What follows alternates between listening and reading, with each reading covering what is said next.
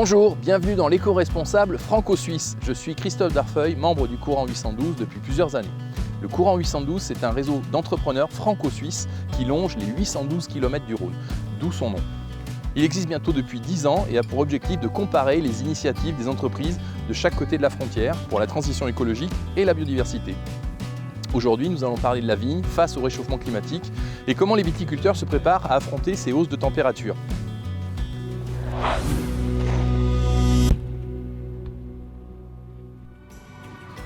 On est en Suisse pour rencontrer Marcus, enseignant-chercheur à l'école de viticulture de Changin. Et ensuite, on ira en France pour rencontrer Emma, vigneronne en Condrieu, Philippe, vigneron en Côte-Rôtie. Mais on va tout de suite commencer par Noémie, vigneronne à la Côte Vaudoise. Et c'est par là, dans le petit village.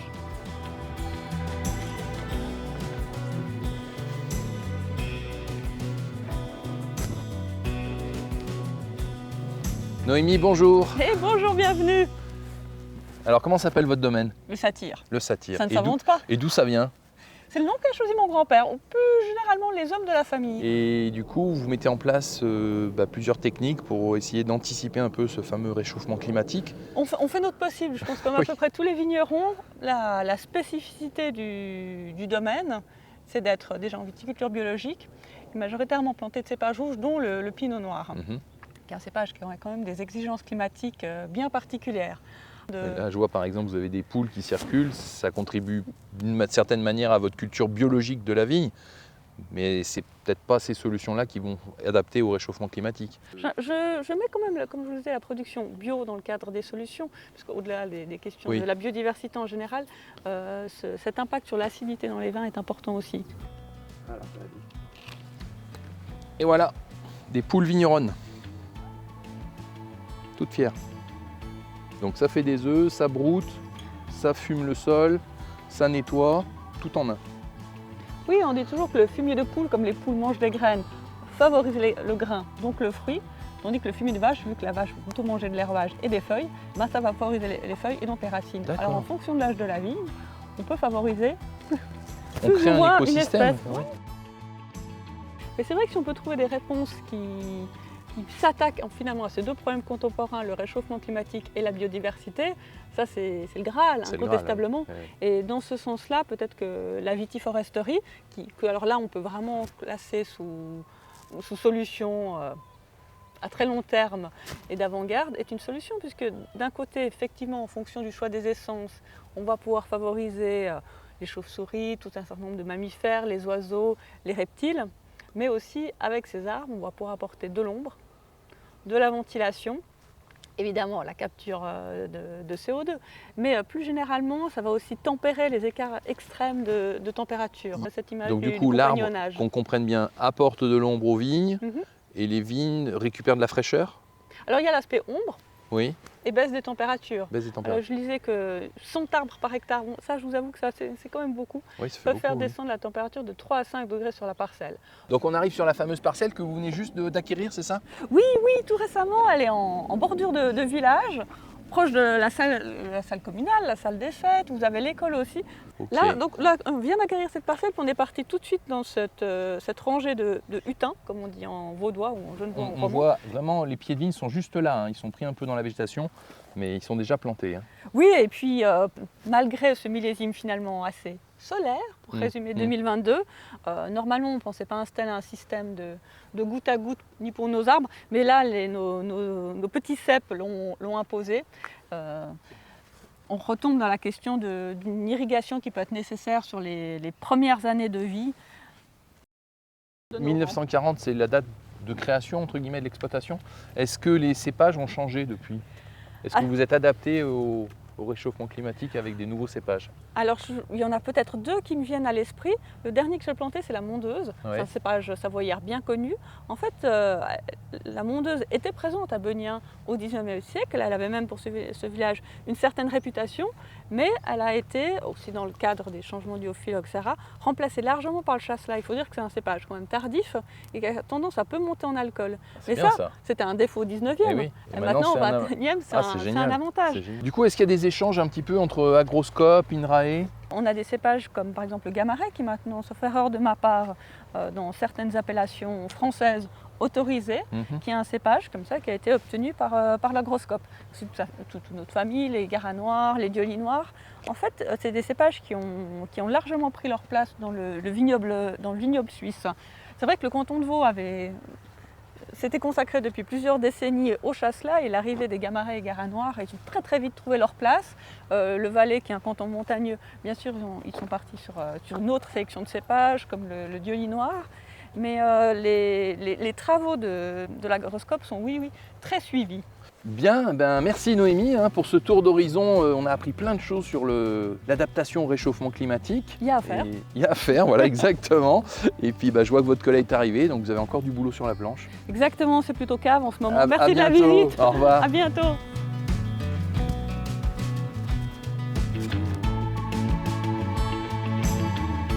Bonjour Marcus. Bonjour Christophe.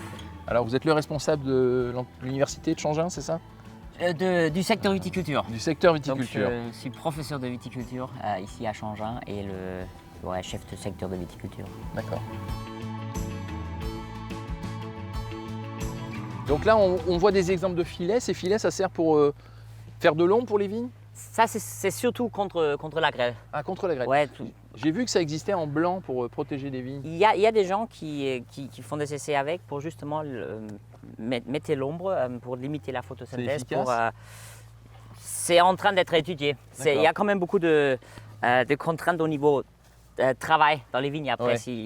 Ouais. Donc Et vous, qu'est-ce que vous préconisez alors plutôt pour le réchauffement? Moi, je pense surtout une adaptation du matériel végétal.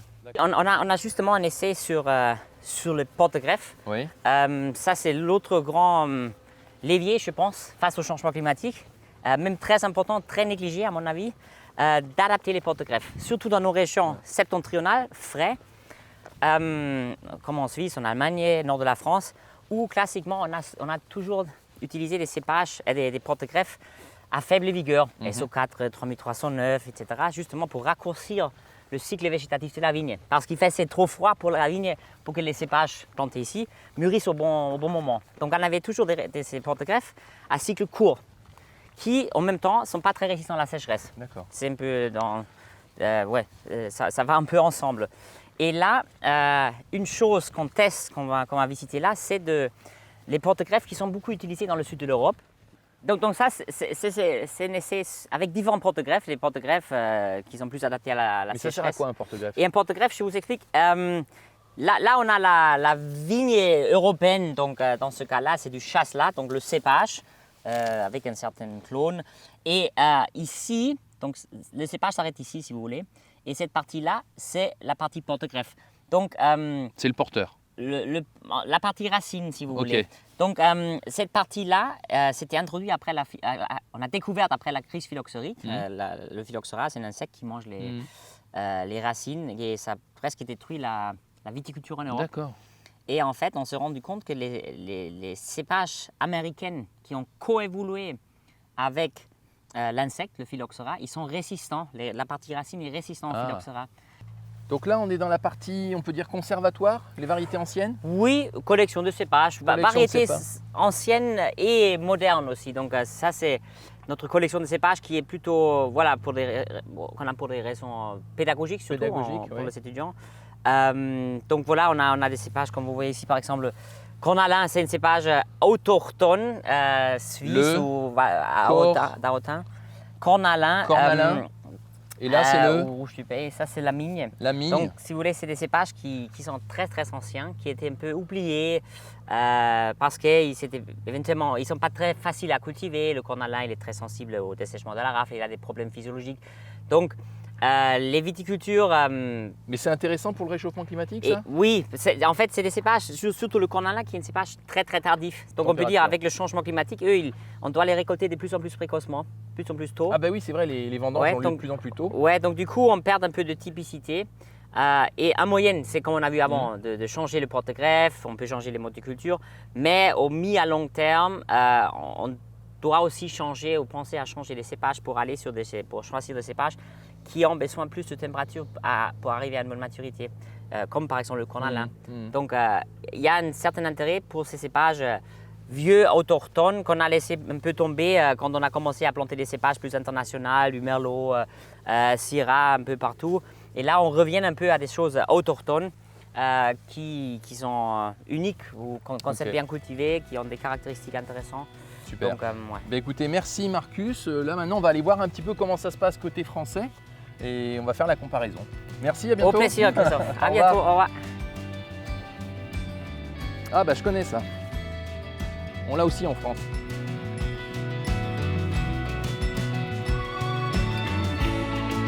En Suisse, on étudie le vionnier. En France, on le pratique. Et pour cela, on va rencontrer la papesse du vionnier, Emma.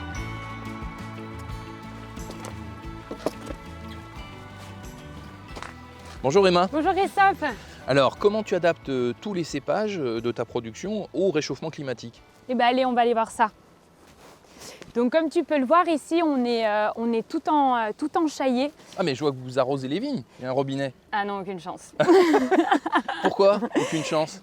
Alors, l'eau, c'est une ressource dont on va manquer dans les années à venir et c'est pas du tout notre philosophie d'arroser. On essaye plutôt de trouver des alternatives. La vigne, elle est plantée depuis très longtemps. Alors, c'est quoi les adaptations qu'on va mettre en place? Les adaptations, donc nous ici en coteaux, la sécheresse, c'est quelque chose qu'on connaît depuis toujours. J'ai toujours entendu mon grand-père parler de la sécheresse dans les coteaux. Donc finalement, on a presque une longueur d'avance sur les autres. Nous, ça fait très longtemps Vous pratiquez la sécheresse? qu'on la pratique.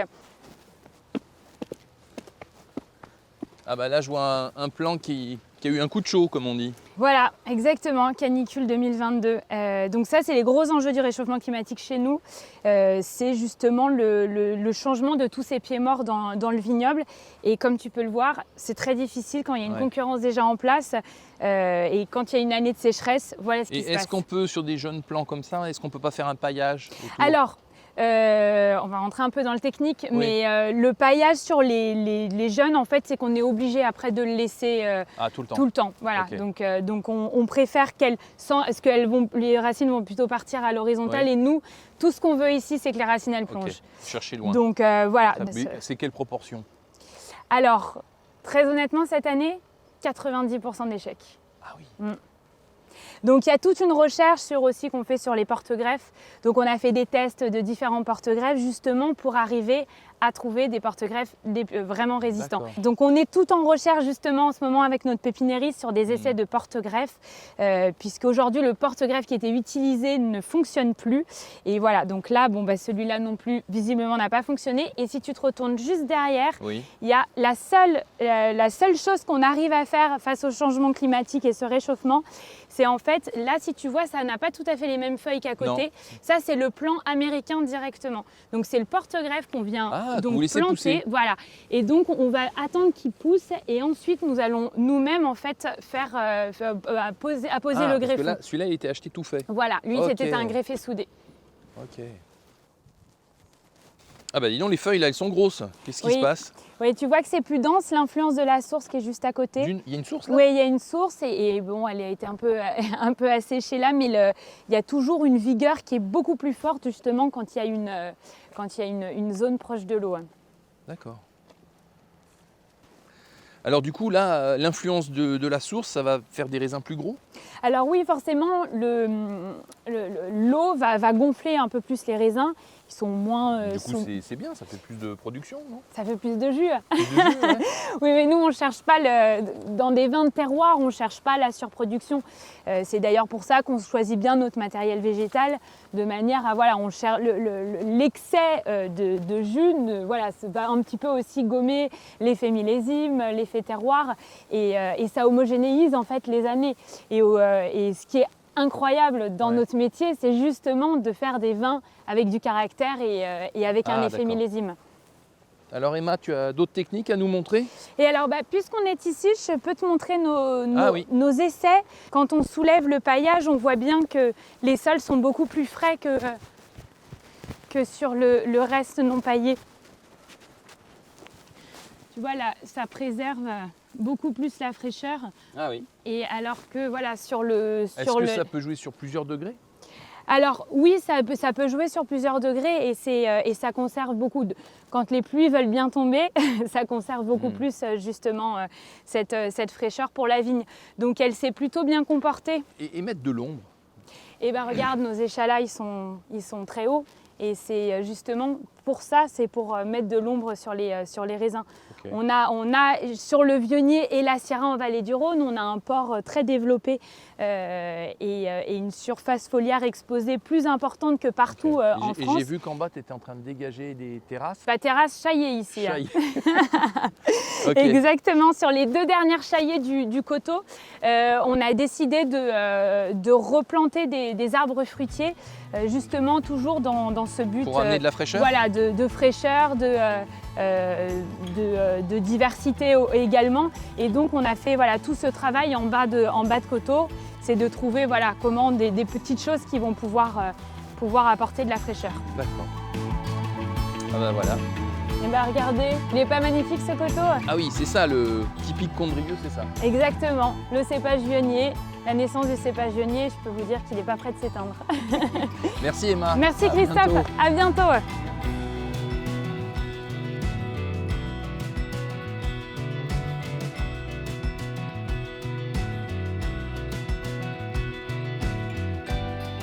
Bonjour Philippe. Bonjour Christophe. Vous êtes le vigneron de la vallée du Rhône, on peut dire? On peut le dire. Très bien. Donc moi j'ai des questions sur le réchauffement climatique et l'adaptation des vignerons et du cépage par rapport à ça. Un sujet brûlant. Écoutez, on va en parler. Je vous propose justement d'aller dans les caves. Très bien. Comment ça se passe du coup Comment on s'adapte par rapport à ce réchauffement, dérèglement climatique? Déjà, on fait attention à ne pas faire comme d'habitude, parce Ouais. que le réchauffement climatique, c'est une réalité d'aujourd'hui. Le pire, ça serait de regarder il y a 20 ans et dire on fait pareil. Donc tout a changé, les dates de récolte ont changé, la façon dont on travaille en cave change également. On a des techniques de vinification qui, Voilà, c'est ce que qui j'allais changent vous un dire. petit peu. Voilà. De quel ordre? Ils sont tellement multiples et variés, mais voilà. On rajoute des choses? Non, mais vous donnez un exemple très concret. On a beaucoup éraflé. D'accord. On a enlevé la rafle pendant de très nombreuses années. Ouais. Maintenant, Alors on s'aperçoit rappelle la que rafle, ce que c'est? La rafle, c'est la partie verte de la grappe, D'accord. tout simplement. Et on s'aperçoit aujourd'hui qu'avec le réchauffement climatique, cette rafle elle a tendance à mûrir, donc à se lignifier. Et elle peut apporter une certaine fraîcheur, elle peut apporter une certaine densité. Donc on joue avec ça. Et on peut jouer avec ceci, Ok. tout à fait.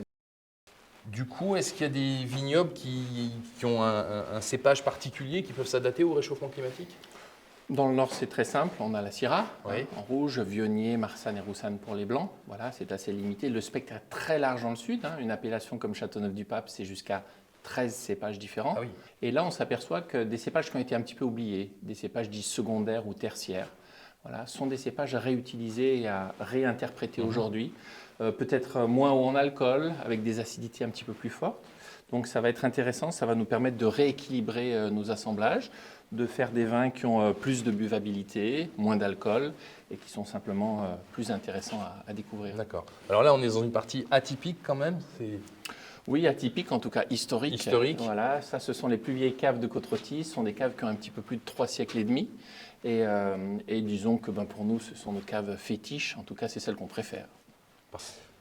Du coup, qu'est-ce qui va se passer à l'avenir, J'aimerais bien le savoir. Madame Irma? Plus sérieusement, il y a un terme, je pense, qu'il faut privilégier dans nos métiers, c'est le terme de résilience. D'accord.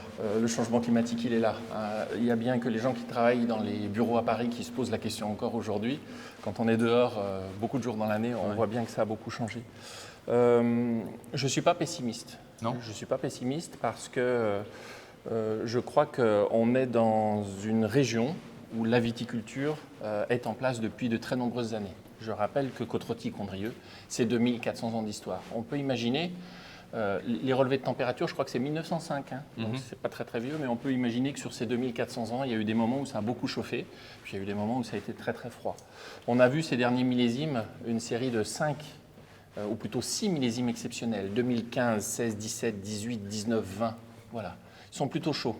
21, on courait après la chaleur, on courait après les degrés alcooliques parce que c'était plus frais. Donc déjà, il ne faut pas trop paniquer, il faut regarder ça sur une échelle de temps un petit peu plus large. Voilà. Et puis après, les solutions, on les a aussi un petit peu dans nos mains. La gestion de l'eau, ça va être un phénomène important. Dans le nord de la vallée du Rhône, on a encore pas mal d'eau. Donc je suis moins que pas inquiet. Dans le sud de la vallée du Rhône, ça va devenir problématique. Donc il faudra arroser les vignes? C'est déjà le cas. C'est déjà le cas. On prend une appellation comme Tavel. Tavel, c'est surtout des sables. Les sables, ça ne retient pas l'eau. Des propriétés de Tavel qui ont des productions qualitatives et qui ne sont pas irriguées aujourd'hui, il n'y en a plus. Donc il faut le faire intelligemment. C'est-à-dire qu'il faut faire du goutte à goutte. Il ne s'agit pas de lâcher les vannes. Oui, bien sûr. Voilà. Bon, merci pour cette note positive. Merci à vous. Merci de la visite. À bientôt. Avec plaisir.